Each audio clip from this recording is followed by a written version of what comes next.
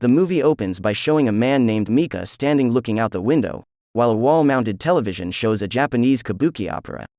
It was 2012. Mika descends into a room where two computers are displaying views from several connected CCTVs. Mika continued his steps and slid a wall panel that hid a door to a room locked using a numeric code.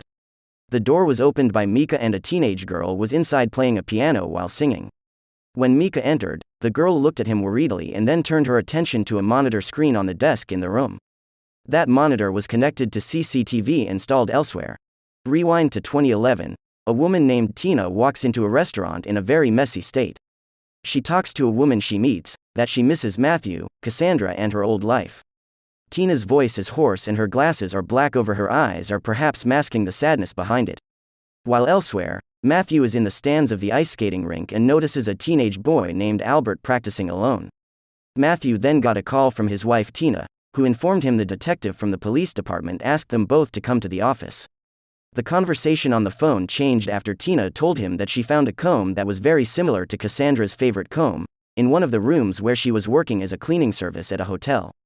Unbeknownst to them, Tina's movements while working were being watched by Mika, who was watching from his home monitor screen. 2013. Mika was talking to her boss Vince, a real estate developer. Their conversation was stopped when Vince approached a man. Although not so surprised, the man introduced himself as a detective named Jeffrey Cornwall. Vince remains somewhat confused by his arrival, as he feels he has given a statement to the other detective. Jeffrey came to ask about Vince's wife, who was seen last time with his coworker and lover, Detective Nicole Dunlock, before Nicole disappeared. Jeffrey then asked Vince for help so that his wife would answer the phone from him to ask for additional explanations. Back in 2011, Nicole was the woman who met Tina at the restaurant. She asked her how her relationship with Matthew was at that time. Still with her hoarse voice, Tina told her that they still often exchanged news over the phone. But Matthew always refused to meet. Tina thinks that Matthew is afraid to see her because he feels guilty, or at least that's what Tina thinks. That Matthew should feel guilty about Cassandra's disappearance. It was 2005. Nicole had just interviewed Jeffrey to fill a vacant position in her unit dealing with child abuse and pedophile cases. After learning about the risks of the job, Jeffrey was introduced to his new colleagues. At the same time, Matthew and Tina were seeing Cassandra and Albert practicing together at the ice skating rink. Before going home, Cassandra invites Albert to do a pinky promise that Albert will not go ice skating with anyone other than Cassandra. Matthew and Tina did not go home together because Tina had to go to work. So Matthew only went home with Cassandra. In the middle of their journey, Matthew went to a roadside shop to buy a cake. Without feeling anxious that something bad would happen, Matthew left Cassandra, who was lying in the back seat, to order a cake. When Matthew returned to the car, Cassandra had disappeared. Panic attacked Matthew because he did not find Cassandra around the store. 2012. Cassandra, who was kidnapped, has turned into a beautiful teenage girl, but is confined to her room at Mika's house. That day Mika offered her a chance to meet and chat with her father for a few minutes.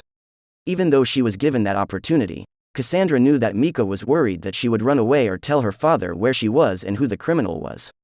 Even though Cassandra herself did not know where she was and what the name of the kidnapper who had held her for 8 years was. Even if Cassandra found out, she still wouldn't dare to say it, because Mika had threatened to kill her parents. Feeling her life was getting useless, Cassandra asked Mika if it wouldn't be easier if Mika killed her, because now Cassandra wasn't the little girl that made Mika interested anymore. But Mika just replied that Cassandra was so precious to him. In 2005, 3 hours after Cassandra's disappearance, Matthew was at the police station being interviewed by Nicole and Jeffrey. The questions from both of them actually made Matthew depressed, because he felt cornered and accused by them. Cassandra, who has grown up in 2012, is watching her mother on the monitor, looking at her sadly and longingly. Tina found an ice skating trophy when she was cleaning the bathtub in the hotel room. The trophy was very similar to the trophy that Cassandra and Albert had gotten as children. Tina's tears flowed. At the same time, Cassandra was telling Mika about when she won it over the microphone. The day Cassandra disappeared, Tina arrived at the police station with a weak step, so she had to be helped by a policeman who was holding her. Matthew tried to give an explanation while holding back his tears. But Tina's tears broke out. She hit Matthew several times before Matthew hugged her. Nicole approached them and asked Tina to come with her for an interview. Matthew, who was waiting outside with Jeffrey, was provoked, because he was accused of selling his daughter to pedophiles to get a lot of money. because at that time Matthew was experiencing bankruptcy and his financial condition was unstable. Matthew tried to hit Jeffrey, but Jeffrey managed to avoid and pushed him until Matthew fell. Years later, in 2012, Nicole just explained why Jeffrey was behaving badly that night and was suspicious of Matthew. But Tina rejected these opinions and suspicions, because she was very sure that Matthew would not do anything bad, let alone sell his own daughter to a pedophile. The conversation ended because Tina was upset and decided to go home. A year later, in 2013, Mika noticed Tina, who found a ring box containing a milk teeth and started crying. At the same time, Cassandra told him about those milk teeth. She also tucked the conversation with her father on the last day they met. Slowly she smiled, remembering the incident. Back to 2011, when Tina came to the police station to meet Nicole. She told her about her relationship with Matthew that was starting to break down. Because every time she saw his face, she became very angry because she remembered the missing Cassandra and blamed Matthew for his negligence. That same day, Nicole took Tina to the back room, where Jeffrey was staring at a computer screen.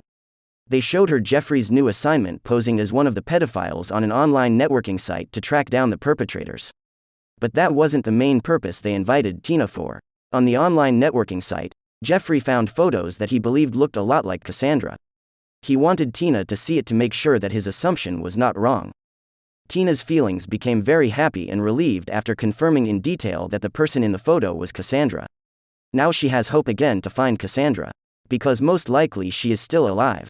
The happy news was immediately conveyed to Matthew. But Tina was angry when explaining this to Matthew. Because based on Nicole and Jeffrey's explanation, Cassandra is now being used to attract the attention of other children so that they can be recruited and brought by other pedophiles. The explanation also made Tina blame Matthew again for leaving her alone. On the balcony of the hotel room, Tina again found a teacup and plate that reminded her of Cassandra. It seems clear that Mika's purpose in doing so is to make Tina tormented and depressed because of the loss of her daughter. While at the police station, Nicole and her colleagues are editing her photo in such a way as to look like a minor to attract the attention of pedophiles. They managed to attract Willie's attention through Jeffrey's account, posing as a girl named Nikki, and invited him to meet.